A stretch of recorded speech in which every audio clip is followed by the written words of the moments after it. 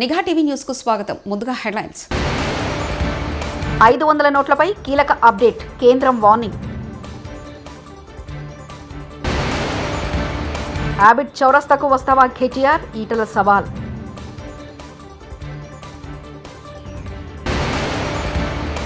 Mega డిఎస్సితో నిరుద్యోగులకు అండగా కూటమి ప్రభుత్వం, పంచుమర్తి అనురాధ.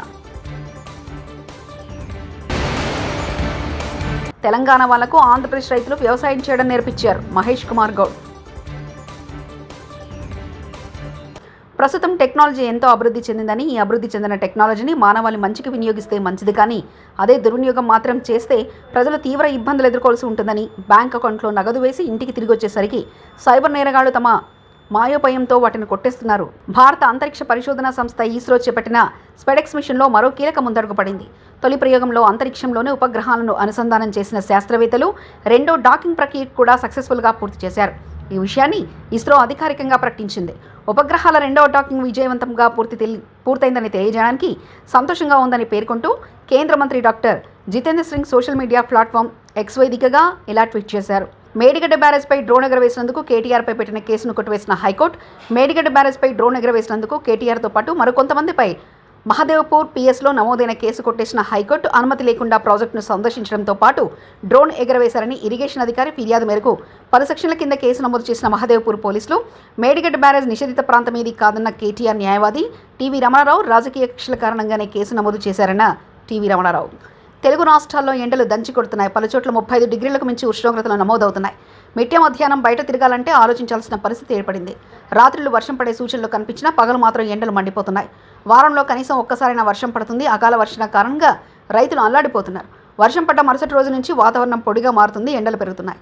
ఈ నేపథ్యంలోనే విశాఖపట్నం వాతావరణ శాఖ తెలుగు రాష్ట్రాలకు హెచ్చరికలు జారీ చేసింది. గత 10 ఏళ్లలో తెలంగాణకు బీఆర్ఎస్ ప్రభుత్వం ఏం చేసింది, అదే తెలంగాణకు కేంద్రం చేసింది అనే దానిపై చర్చకు వస్తావా అంటూ బీఆర్ఎస్ వర్కింగ్ ప్రెసిడెంట్ కేటీఆర్కు ఎంపీ ఈటల రాజేందర్ సవాల్ విసిరారు. హ్యాబిట్ చౌరస్తాలో చర్చ పెట్టుకుందామా కేటీఆర్ అంటూ ఈటల ప్రశ్నించారు. కాంగ్రెస్ నైజం దేశవ్యాప్తంగా బట్టబయలైందని, మరోవైపు కార్పొరేటర్లు ఎమ్మెల్సీ ఎన్నికల్లో ఓటేయొద్దని బీఆర్ఎస్ అప్రజాస్వామిక పిలుపునిస్తుంది. హైదరాబాద్ ప్రశాంతంగా ఉండాలంటే బీజేపీకి ఓటు వేయాలి. కేంద్ర నిధులతోనే హైదరాబాద్ అభివృద్ధి. మజ్లిస్, కాంగ్రెస్, బీఆర్ఎస్లు కుటుంబ పార్టీలంటూ వ్యాఖ్యానించారు. 40,000, 50,000, 60,000 ఓట్లున్నటువంటి హైదరాబాద్ ప్రజలు కార్పొరేటర్లు గెలిపిస్తారు. అంటే ఒక్కొక్క కార్పొరేటర్ 40,000-50,000 మంది ప్రజలకు రిప్రజెంట్ చేసేటువంటి కార్పొరేటర్లు.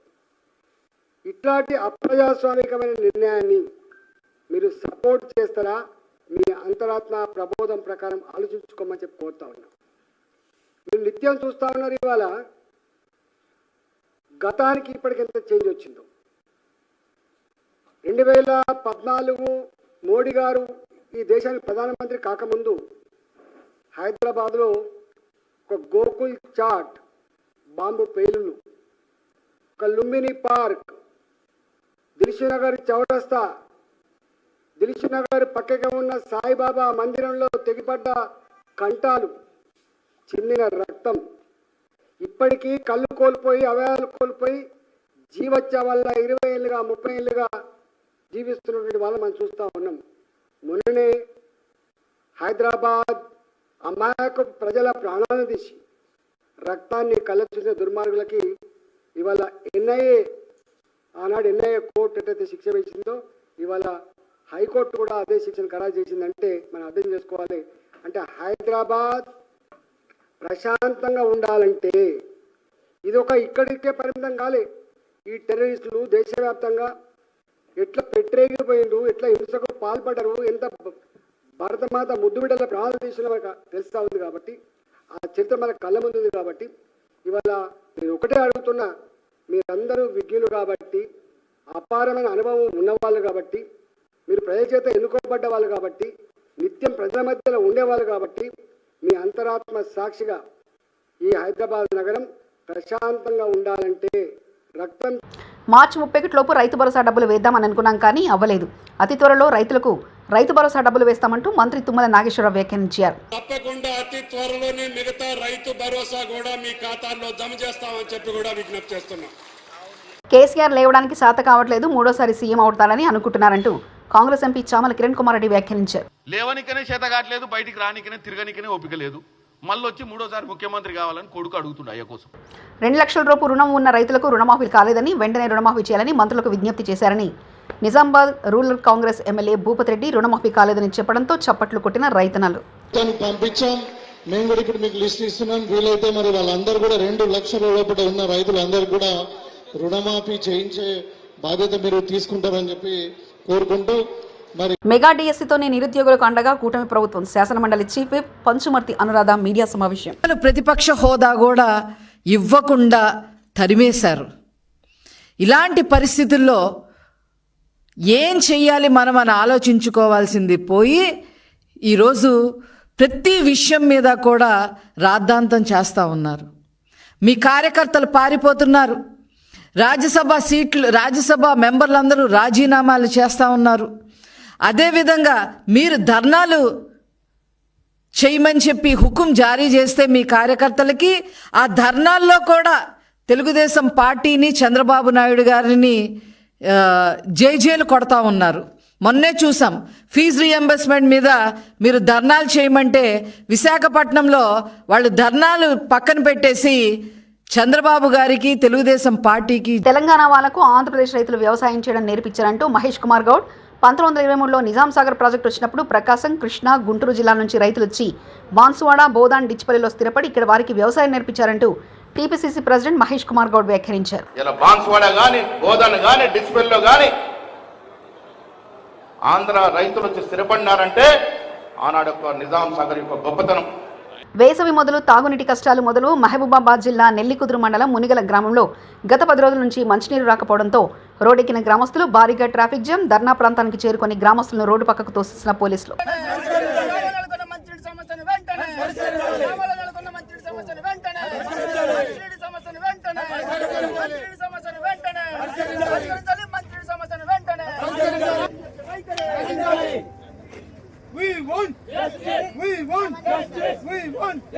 కాంగ్రెస్ పార్టీలో చేరలేదంటూనే కాంగ్రెస్ పార్టీ కండువాలు కప్పుతున్న కాలే యాదయ్య, చేవలలో బీఆర్ఎస్ నేతలను కాంగ్రెస్ పార్టీలో చేర్చుకున్న ఎమ్మెల్యే కాలే యాదయ్య పార్టీ ఫిరాయింపుల కేసులు కోర్టులో ఉండగా తాను ఇంకా బీఆర్ఎస్ పార్టీలో ఉన్నానని, కాంగ్రెస్ పార్టీలో చేరలేదని కోర్టుకు తెలిపిన కాలే యాదయ్య బీఆర్ఎస్ పార్టీలోనే ఉన్నానని కోర్టుకు తెలిపి ఇప్పుడు బీఆర్ఎస్ నేతలను కాంగ్రెస్ కండువాలు కప్పి చేర్చుకున్న కాలే యాదయ్య.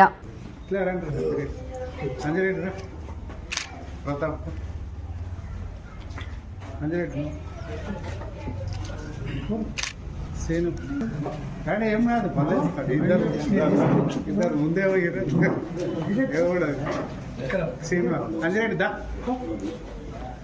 అనారోగ్యాల పాలకు కారణమవుతున్న శ్రవణ్ కుమార్ను అరెస్ట్ చేసి రిమాండ్కు పంపుతున్నట్లు వరంగల్ ఏసీపీ నందిరాం నాయక్ తెలిపారు. వరంగల్ మట్టెవాడ పోలీస్ స్టేషన్లో ఏర్పాటు చేసిన విలేకరుల సమావేశంలో ACP Mandiram Nayak, CI Gopi, SI Vithal police సిబ్బంది పాల్గొన్నారు. ఈ సందర్భంగా ఏసీపీ నందిగామ నాయక్ మాట్లాడుతూ వరంగల్ నగరం మార్కండేయ కాలనీ మంగళకుంట ప్రాంతానికి చెందిన అందగట్ల శ్రవణ్ కుమార్ అలియాస్ కిరణ్ అనే వ్యక్తి లైసెన్స్ లేకుండా స్టెరాయిడ్లను అమ్ముతున్నట్లు సమాచారంతో ఎస్ఐ విఠల్, నార్కోటిక్ మట్టువాడ పోలీస్ సిబ్బంది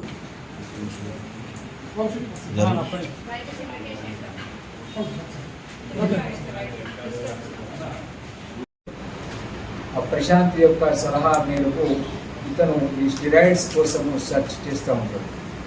ఈ సెర్చ్ చేసేటువంటి క్రమంలో త్రూ ఇన్స్టాగ్రామ్ ద్వారా ఇతను ఒక 2 వ్యక్తులు పరిచయం అవుతారు.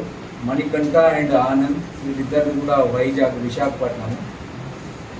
వీరి ద్వారా ఇతను గత 4 సంవత్సరాల నుంచి ఇంపోర్టెడ్ ఇవన్నీ కూడా విదేశాలకు చెందినటువంటి బ్యాన్డ్, ప్రొహిబిటెడ్ స్టెరాయిడ్స్ ఇవన్నీ కూడా జర్మనీ, వియత్నాం, బల్గేరియా లాంటి కంట్రీస్ నుండి మరి మణికంఠ అండ్ ఆనంద్ కుమార్ వాళ్ళు తీసుకురావడము, వాటిని సీక్రెట్గా మరి మన శ్రావణ్ కుమార్కు అమ్మడం జరుగుతూ ఉంది. ఈ శ్రావణ్ కుమార్ తన సొంతగా వాడుకోవడమే కాకుండా తన జిమ్ముకు వచ్చేటువంటి రీసెంట్లీ మన హన్మకొండలోని సోమవారం నాడు సంగారెడ్డి శాసనసభ్యులు గౌరవ చింత ప్రభాకర్ గారి జన్మదిన వేడుకలు సంగారెడ్డి ఎమ్మెల్యే క్యాంపు కార్యాలయంలో 11:30 జరుగుతాయి. కావున మీడియా మిత్రులు హాజరు కాగలరు.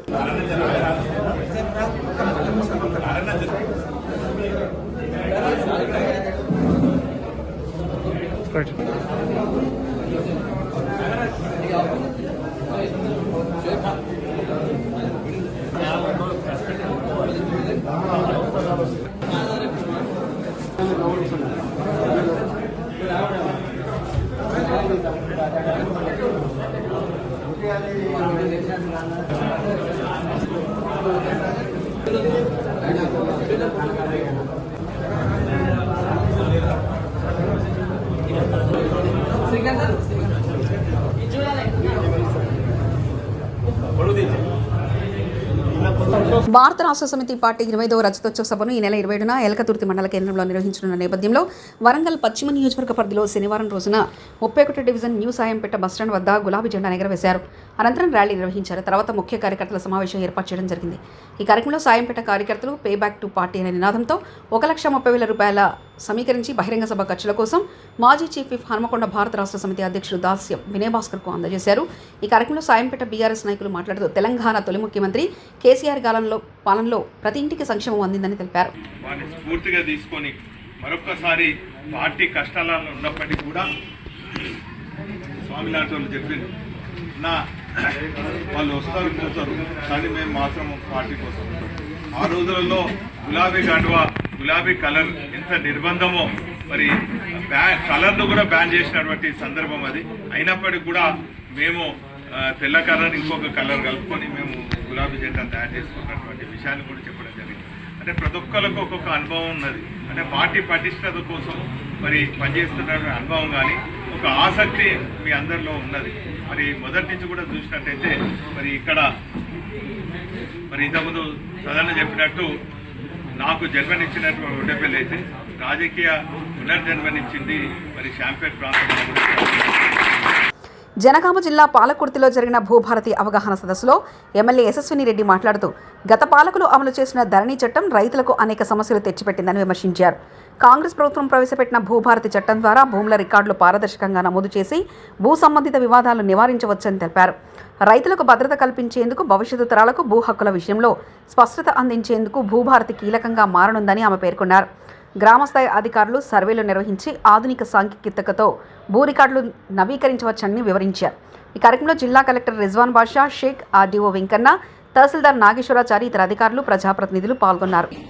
ఇది ఇట్లయితే ఇబ్బంది అని చెప్పి అప్పుడు ఎలక్షన్స్ టైంలో తిరిగేటప్పుడు మీరు చాలా మంది ఏ ఊరికి వెళ్ళినా గానీ ధరణి సమస్యల గురించి చెప్పినారు. ఇది చాలా ఇబ్బందికరమైన సమస్య కాబట్టి కాంగ్రెస్ ప్రభుత్వం అధికారంలోకి వచ్చినాక మరి భూమి ఎవరైనా భూమి అంటే ఏదో ఉత్తగా ఏదో ఒక వస్తువో లేకపోతే ఏదో కాదు. ఆ భూమి పైన మనకి ఒక అన్ని కనెక్షన్ ఉంటది. అంటే ఒక ప్రేమ పెంచుకుంటాం భూమి పైన. భూమి అంటే మన దాంట్లో భూమి మనకు కాకుండా పోతుంది అన్నప్పుడు ఆ బాధ చెప్పలేని బాధ. అవన్నీ కూడా దృష్టిలో పెట్టుకుని ఆలోచన చేసి కాంగ్రెస్ ప్రభుత్వంలో మన అసెంబ్లీలో ఈ చట్టము పాస్ అయింది. మీరు అందరు కూడా చూసినారు.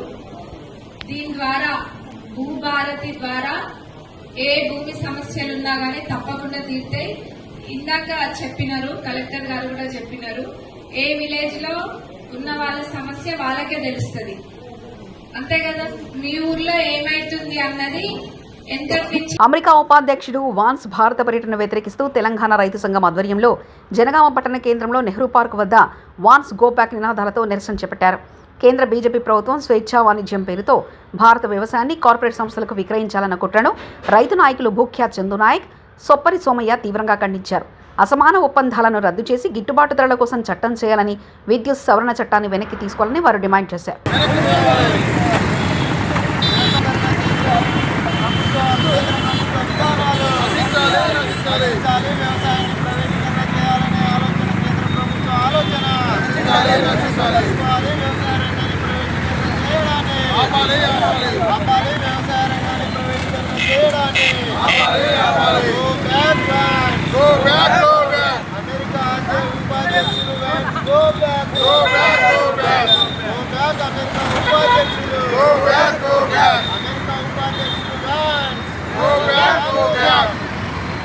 అమెరికా సంబంధించినటువంటి ఉపాధ్యక్షుడు మన ఇండియాకు వస్తున్నటువంటి ఆయనను రాబోద్దనే ఆలోచనతోటి రైతు సంఘాల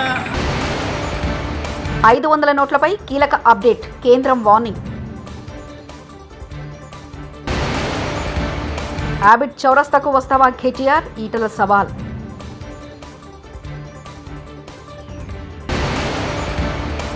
మెగా డిఎస్సితో నిరుద్యోగులకు అండగా కూటమి ప్రభుత్వం, పంచుమర్తి అనురాధ. తెలంగాణ వాళ్లకు ఆంధ్రప్రదేశ్ రైతులు వ్యవసాయం చేయడం నేర్పించారు, మహేష్ కుమార్ గౌడ్. ఇవి బులెటిన్ విశేషాలు. చూస్తూనే ఉండండి నిఘా టీవీ న్యూస్.